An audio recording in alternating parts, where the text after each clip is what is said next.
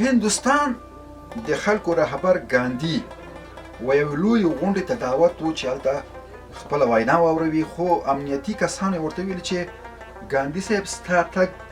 غونډې ته ضرور دی، خو کیدای شي امکان لري چې ته هلته ترور سي او بریدګر وتوانېږي چې تا وولي. ګاندي ورته وویل چې ما ته خپل ولس یا خپل وطن چې په دې غونډه کې یعنې کوم پریکړه کیږي چې هغه د ملک برخلیک پکې معلومیږي یا ډیره مهمه ده،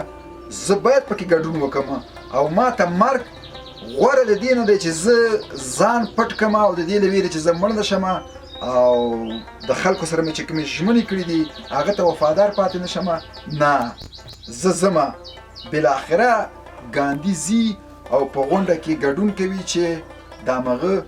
بریدګر لخوا نه ویشتل کیږي او مړ کیږي. خو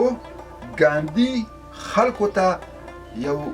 قهرمان ثابت شو، خلکو ته وفادار، د خلکو وعدو ته ژمن ثابت شو او خپل ځان د وطن او خلکو دپاره قربان کړ. چې زمونږ رهبران هم باید د ګاندي په قدم قدم کیدي او یا هم له دغه کړاوونو نه دغه خپل ملک د یو روښانه راتلونکي په لوري سوق کړي.